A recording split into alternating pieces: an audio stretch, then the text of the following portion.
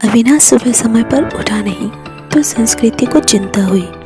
उसने अविनाश को उठाते हुए उसके माथे पर हाथ रखा। माथा तप रहा था। संस्कृति घबरा उठी। अविनाश को तेज बुखार था। 2 दिन से वह खांस भी रहा था। संस्कृति ने कल इसी वजह से उसे ऑफिस जाने से मना कर दिया था, मगर आज तेज बुखार भी था। उसने जल्दी से अविनाश को दवा खिलाकर माथे पर ठंडे पानी की पट्टी रखी। संस्कृति और अविनाश की शादी को अभी ज़्यादा वक्त नहीं गुजरा था। 2 साल ही हुए थे। पिछले साल तक सास ससुर साथ में रहते थे, मगर कोरोना में संस्कृति की जेठानी की मौत हो गई तो सास ससुर बड़े बेटे के पास रहने चले गए। उसके बाद कोरोना का प्रकोप बढ़ता ही गया। पिछले कुछ समय से टीवी चैनल्स पर दिल्ली के अस्पतालों में कोरोना से जूझने वालों की हालत देखकर वे वैसे भी परेशान थी। कहीं वेंटिलेटर नहीं तो कहीं ऑक्सीजन नहीं। मरीजों को अस्पताल में बेड तक नहीं मिल रहा था। ऐसे में अब उनका क्या होगा, ये सोचकर ही वह कांप उठी। जल्दी से उसने माँ को फ़ोन लगाया। माँ, अविनाश को सुबह से तेज़ बुखार है, क्या करूँ? बेटा, ये समय ही बुरा चल रहा है। राजू भी कोरोना पॉजिटिव है, वरना उसे भेज देती। हम खुद उसकी देखभाल में लगे हुए हैं। तू ऐसा कर, जल्दी से डॉक्टर को बुला और दवाएं शुरू कर। हाँ माँ, वह तो करना ही होगा। मेरी सास की भी तबीयत सही नहीं चल रही है, वरना जेठ जी को ही बुला लेती। घबरा नहीं बेटी, धैर्य रख से काम ले, सब ठीक हो जाएगा। माँ ने समझाने का प्रयास किया। संस्कृति ने पति को कोरोना टेस्ट करवाया। तब तक फैमिली डॉक्टर से पूछकर दवाएं भी देती रही। इस बीच अविनाश की हालत ज़्यादा खराब होने लगी तो वह उसे लेकर अस्पताल भागी। 2 अस्पतालों से निराश लौटने के बाद तीसरे में मुश्किल से बेड का इंतज़ाम हो सका। सास ससुर और जेठ भी दूसरे शहर में थे, सो मदद के लिए आ नहीं सकी।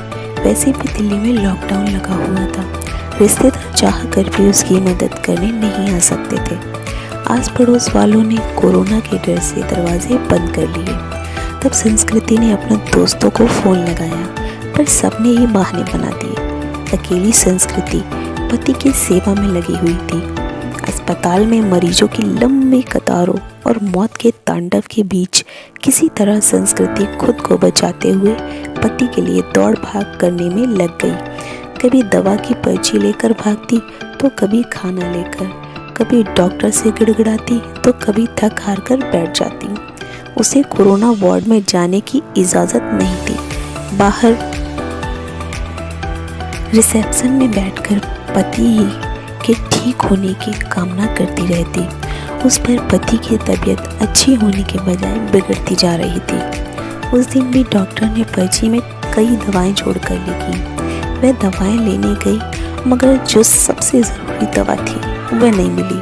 अस्पताल में उसका स्टॉक खत्म हो चुका था। अब वह क्या करेगी? बदहवास से वह अस्पताल के बेंच पर बैठ गई। बगल में ही परेशान सा एक युवक बैठा हुआ था। संस्कृति ने उसकी तरफ मुखातिब होकर पूछा, आप बता सकते हैं यह दवा मुझे कहाँ मिलेगी? मैं खुद यह दवा ढूंढ रहा हूँ, आसपास तो मिली नहीं। मेरे दोस्त ने बताया कि नोएडा में उसकी शॉप है, उसने कुछ दवाएं स्टॉक कर रखी हैं, सो वह मुझे दे देगा। अभी जाने की ही सोच रहा था। पर्ची लाइए, मैं अपने साथ आपकी दवा भी लेता हूँ। आता हूँ, बहुत मेहरबानी होगी। सुबह से इसके लिए परेशान हो रही थी। पसीना पोंछते हुए संस्कृति ने कृतज्ञ स्वर में कहा, मेहरबानी की कोई बात नहीं, इंसान ही इंसान के काम आता है। बस इतना शुक्र मनाइए कि दवा वहाँ मिल जाए। कहकर वह चला गया। करीब 2-3 घंटे बाद लौटा तो उसके चेहरे पर परेशानी की लकीरों के बावजूद खुशी थी। यह लीजिए, बड़ी मुश्किल से मिली, मगर मिल गई, यही बहुत है। बहुत बहुत शुक्रिया। कितने की है? संस्कृति का चेहरा भी खिल उठा था। अरे नहीं, पैसे की ज़रूरत नहीं, आप पहले ये दवा खिलाइए मरीज़ को। उस दिन के बाद से दोनों में बातचीत होने लगी। वह अपने भाई की देखभाल में लगा था और संस्कृति पति के लिए दौड़ भाग कर रही थी। दोनों का दर्द एक सा ही था। संस्कृति जब भी व्यथित होती तो वह उसके कंधों पर सिर रखकर रो लेती। कोई चीज़ लानी होती तो प्रतीक के ला कर देता। संस्कृति को घर छोड़कर आता। धीरे धीरे तकलीफ के इन दिनों में दो अजनबी एक बंधन में बनते जा रहे थे। उनके बीच एक अजीब सा आकर्षण भी था जो दोनों के इस बंधन को और भी मजबूत बना रहा था। एक दिन अविनाश को ऑक्सीजन लेवल काफ़ी घट गया। अस्पताल में ऑक्सीजन सिलेंडर नहीं था। तब प्रतीक ने यह जिम्मेदारी अपने ऊपर ले ली। पूरे दिन कड़ी धूप और गर्मी में लाइन में लगकर आखिर वह ऑक्सीजन सिलेंडर ले ही लौटा। उस दिन संस्कृति ने पूछा था, आप मेरे लिए इतना कुछ कर रहे हैं, इतना ख्याल रखते हैं, मगर क्यों? मैं तो आपकी कुछ भी नहीं लगती। फिर बताओ ना, ऐसा क्यों कर रहे हो? पहली बात, हर क्यों का कोई जवाब नहीं होता। और दूसरी बात, हम दोनों हमसफ़र नहीं है तो क्या हुआ, हमदर्द तो है ना। आपके दर्द को मैं बहुत अच्छे से महसूस कर सकता हूँ। आपकी तकलीफ़ देखकर मुझे बहुत दुख होता है। बस किसी भी तरह आपकी मदद करना चाहता हूँ। एक अनकहा सा मगर मजबूत साथ महसूस कर वह गमों के बीच भी मुस्कुरा उठी थी। धीरे धीरे अविनाश की तबीयत और भी बिगड़ती गई और उसको वेंटिलेटर पर रखना पड़ा। अस्पताल में वेंटिलेटर्स की भी कमी थी। कई वेंटिलेटर्स खराब हो गए। बदहवास से संस्कृति ने प्रतीक को फ़ोन लगाया तो पता चला कि उसके भाई को भी कहीं और शिफ्ट करने की नौबत आ गई है। आप चिंता न करो संस्कृति जी, मैं अपने भाई को जिस अस्पताल में लेकर जा रहा हूँ, आपके पति को भी वहीं लेकर चलता हूँ। वहाँ वेंटिलेटर की सुविधा है और डॉक्टर्स भी अच्छे हैं। प्रतीक ने उसे ढांढस बंधाया और फिर जल्दी से शिफ्टिंग की सारी व्यवस्था कर दी। शाम में सब निबट गया तो प्रतीक का हाथ पकड़, आप नहीं होते तो पता नहीं क्या होता, मैं नहीं होता तो कोई और होता। अच्छे लोगों की मदद के लिए कोई ना कोई आ ही जाता है। ऐसा नहीं है प्रतीक जी, मैंने अपने दोस्तों, पड़ोसियों और परिचितों सबको देख लिया। इस कठिन समय में कोई भी मेरे साथ खड़ा नहीं, केवल आप हैं जिसे 4-6 दिन पहले तक मैं जानती भी नहीं थी। आज लगता है ऐसे आपके बिना रह ही नहीं सकती। उसकी बात सुनकर प्रतीक ने एक अलग ही नज़र से संस्कृति की तरफ देखा और फिर मुस्कुराकर चला गया। संस्कृति के दिल में अजीब सी बेचैनी होने लगी। वह सोचने लगी कि प्रतीक का साथ इस परेशानी के समय में भी कितना सुकून दे जाता है। अस्पताल में मरीजों के रिश्तेदारों की भाग दौड़ और परेशानियों के बीच भी चंद लम्हे वह केवल प्रतीक के बारे में सोचती रह गई। इसी तरह 2-3 दिन गुजरे और अविनाश की हालत काफ़ी गंभीर थी। फिर एक दिन सुबह सुबह संस्कृति को सूचना मिली कि उसके पति की मृत्यु हो गई है। एक पल में संस्कृति को लगा जैसे वह अधूरी रह गई, उसका सब कुछ छिन गया है। प्रतीक ने जितना हो सका उसे धैर्य बंधाया। कोरोना की वजह से वह पति के शव को घर भी नहीं ले जा सकती थी। लॉकडाउन लगा हुआ था, घर वालों का आना भी कठिन था। ऐसे में उसे समझ में नहीं आ रहा था कि पति को अंतिम विदाई कैसे दे। इस वक्त भी प्रतीक ही उसके काम आया। मुश्किल की इस घड़ी में सबसे पहले उसने संस्कृति को शांत कराया, फिर उसके पति को शमशान तक ले जाने का सही इंतज़ाम कराया। संस्कृति के साथ वह शमशान तक गया, फिर संस्कृति को उसके घर छोड़ने आया। संस्कृति लगातार रो रही थी, उसके हाथ पैर कांप रहे थे। प्रतीक समझ रहा था कि उसकी तबीयत खराब है, वह अकेली है, सो अपने खाने पीने को लेकर लापरवाही में रहेगी और तबीयत खराब होगी।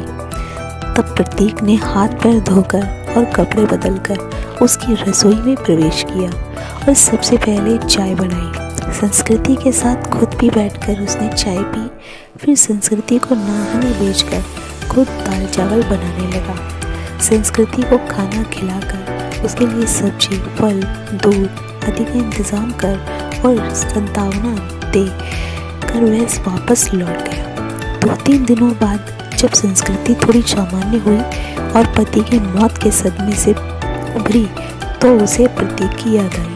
प्रतीक उसके लिए अपनों से बढ़कर बन गया चुका था, मगर उसे पता नहीं था कि वह कहाँ रहता है, क्या जॉब करता है।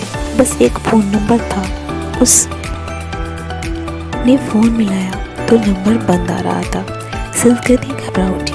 वह प्रतीक से संपर्क करना चाहती थी, मगर ऐसा हो न सका। 2-3 घंटे लगातार फ़ोन ट्राई करती रही, मगर फ़ोन बंद आता रहा। अब उससे रहा नहीं गया। कुछ सोच कर वह उसी अस्पताल में पहुंची जहां उसके पति और प्रतीक का भाई एडमिट थे। वह रिसेप्शन एरिया में घूम घूम कर प्रतीक को खोजने लगी, क्योंकि अक्सर दोनों वहीं बैठे होते थे। फिर वह उसे खोजती हुई कैंटीन में भी गई। हर तरफ चक्कर लगा लिया, मगर प्रतीक कहीं नज़र नहीं आ रहा था। थक कर वह वापस रिसेप्शन में आई, बैठी और सोचने लगी अब क्या करे। तभी उसे वह नर्स नजर आई जिससे संस्कृति की जान पहचान हो गई थी। संस्कृति के पति की देखभाल वही नर्स कर रही थी। संस्कृति उसे अक्सर अम्मा कहकर पुकारा करती। नर्स ने प्रतीक को भी उसके साथ कई बार देखा हुआ था। संस्कृति दौड़कर नर्स के पास गई। दुखी स्वर में नर्स ने कहा, सॉरी बेबी, तुम्हारे पति को हम बचा नहीं पाए। जो लिखा था वह हो गया, पर यह बताओ माँ, आपको प्रतीक याद है जो अक्सर मेरे साथ होता था? उसके भाई का इलाज भी चल रहा था। हाँ बेबी, उसके भाई की भी तो मृत्यु हो गई। वह खुद भी एडमिट है, उसे भी कोरोना है। और जानती हो बेबी, वह तेरे पति वाले बेड पर ही है, बेड नंबर 125। सच अम्मा, आप उसे पहचानती हो ना? हाँ बेबी, पहचानती हूँ। तेरी बहुत हेल्प करता था, पर अब उसकी हेल्प करने वाला कोई नहीं है, अकेला है वो। मैं हूँ ना अम्मा। अब उसके लिए किसी भी चीज़ की ज़रूरत पड़े तो मुझे बताना, मैं उसके अटेंडेंट के रूप में मैं अपना नाम लिखवा देती हूँ। ठीक है बेबी, मैं बता देती हूँ तुझे। इसके बाद संस्कृति पूरे मन से प्रतीक की सेवा में लग गई। उसके लिए घर का खाना, फल, दवाएं वगैरह लेकर आना, उसकी हर जिम्मेदारी अपने ऊपर लेना, डॉक्टरों से उसकी तबीयत की हर वक्त जानकारी लेते रहना, जैसे काम वह पूरे उत्साह से कर रही थी। इस बीच प्रतीक की हालत बिगड़ी और उसे आईसीयू ले जाने की ज़रूरत पड़ गई। इसके लिए अस्पताल के क्लर्क ने उसके आगे एक फॉर्म बढ़ाया।